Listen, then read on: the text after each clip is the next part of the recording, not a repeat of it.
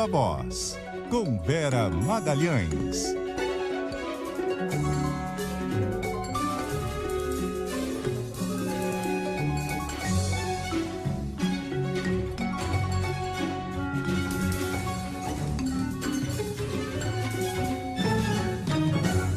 Vera Magalhães, boa tarde, Vera. Boa tarde, Nadédia, boa tarde a todos que estão aí nos ouvindo neste feriado de finados. Vera, o Brasil se comprometeu com a redução de 30% das emissões de metano até 2030. A gente está falando da participação do país na COP26. É uma meta factível? O governo Bolsonaro vai querer fazer esse esforço para atingir esse resultado?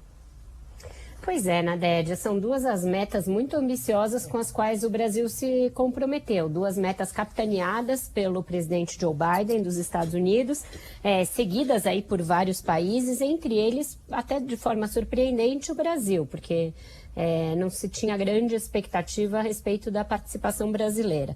Então, são elas: reduzir a meta de emissão de metano, que é um gás que tem um alto efeito de elevação da temperatura, e também o fim do desmatamento até 2030. A meta é de fim do desmatamento em todo o planeta até 2030, e não só o Brasil, mas todos os países. Cerca de 100 países assinaram os dois compromissos, o da redução de 30% da emissão de metano até o fim da década de 20, né, portanto até 2030, não foi consignado por Rússia, Índia e China, o que é um problema porque são grandes emissores. Mas a Rússia e a China estão na coalizão que assinou o compromisso de zerar o desmatamento. Qual a possibilidade do Brasil cumprir essas duas metas com as quais ele agora se compromete? A gente, olhando para o retrospecto do governo brasileiro, são baixas essas chances.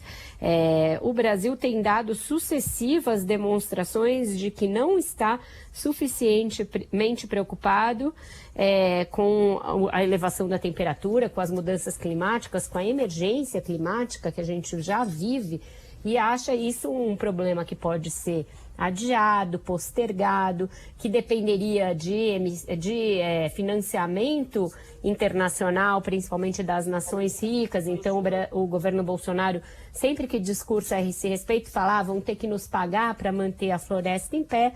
E a meta agora até tem ali um fundo que vai financiar que se zere o desmatamento, mas é um fundo de 19 bilhões para ações no mundo todo, não é um grande recurso. Tem que haver, de verdade, uma firmeza do governo, uma meta específica para cada país, porque isso não está no acordo, vai depender de como cada país vai cumprir a sua própria meta, e uma coalizão de empresas, da ciência, das ONGs, dos ativistas e dos governos para que a gente atinja. O governo Bolsonaro conversa com esses outros parceiros? Não conversa. Tanto que foi necessário criar uma coalizão aí envolvendo a agropecuária, envolvendo a indústria, envolvendo a academia, a ciência, para agir de forma separada do governo. Então, vai precisar que se rasgue tudo o que foi feito até aqui no governo Bolsonaro, tanto em relação às florestas quanto em relação à redução das emissões, para que a gente torne críveis essas metas realmente importantes com as quais o Brasil se comprometeu. E se comprometeu com uma comitiva que não é chefiada nem pelo presidente da República e nem pelo vice-presidente. Isso é importante que a gente diga. Sem dúvida. Tá todo mundo olhando para Glasgow. O presidente Jair Bolsonaro não quis ir, mandou só um videozinho, né, que já, inclusive, foi exibido. O presidente Jair Bolsonaro está na Europa, tá dando um rolezinho na Itália, né, Vera? Cada dia num lugar. Rolezão, né?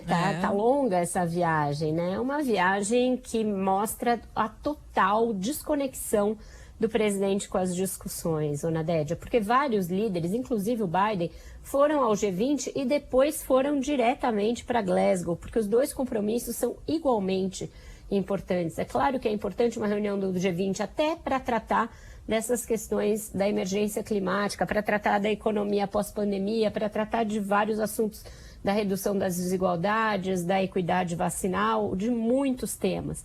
Mas o presidente Bolsonaro lá ficou absolutamente deslocado, não esteve em muitas das discussões importantes, não conseguiu conversas bilaterais com essas lideranças que estavam lá, preferiu ficar à margem do evento, conversando com lideranças de extrema-direita, como ele, lá ele se aproximou do Erdogan, da Hungria, e hoje esteve com o líder de ultradireita italiano, Matteo Salvini, numa homenagem aos pracinhas brasileiras que lutaram na Segunda Guerra.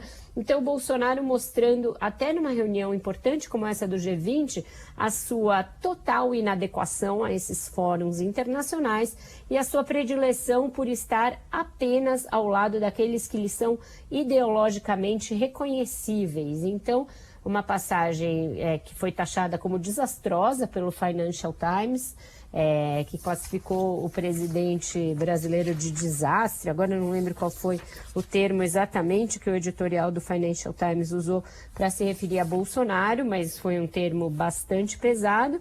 E a sua ausência de Glasgow mostra a pouca firmeza que a gente pode sentir no compromisso brasileiro com essas metas.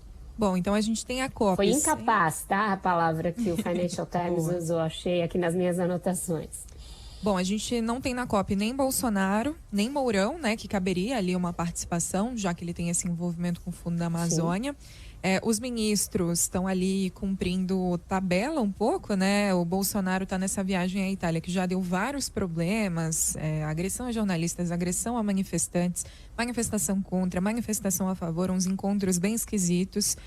E a gente estava falando mais cedo aqui no CBN Brasil, no CBN Agro, sobre a participação de indígenas brasileiros na COP, que acabaram representando talvez até mais o país, né? E trouxeram questões bem importantes. Exatamente, Nadédia. A fala da líder indígena de Rondônia, né, Sai Suraí, foi uma das mais aclamadas da COP. Foi uma fala curta, ela leu um discurso, leu em inglês, leu num inglês muito bom, e o que importa é o conteúdo dessa fala, embora ela seja curta, porque é o protagonismo dos povos indígenas, dos povos originários nessa discussão. Eles clamando pela sua importância, pelo protagonismo que eles têm que ter em discussões que dizem respeito à recuperação da natureza, à recuperação do meio ambiente, porque são eles que sempre zelaram por essa natureza quando os colonizadores, os homens brancos, os governos, depois sucessivamente, agiram sempre como predadores dessa mesma natureza, né? A gente viu no discurso dela citações ao livro do Ailton Krenak, outro intelectual indígena muito importante, que ela falou que os indígenas têm ideias para atrasar, para postergar o fim do mundo. E o fim do mundo associado aí às mudanças climáticas não é um exagero de retórica, é algo que é muito comprovado por todos os estudos científicos e, inclusive, esses estudos a cada vez mais apontam a premência dessa urgência e desse risco de a gente inviabilizar a vida no planeta caso não tome as medidas urgentes. Então, o clamor dela foi porque essas medidas sejam imediatas e não para 2030 ou 2050. Perfeito. Vera Magalhães, obrigada pelo plantão. Vera, um beijo, até a próxima. Obrigada a você, Nadédia. Um ótimo plantão para todos, um excelente feriado para quem está nos ouvindo.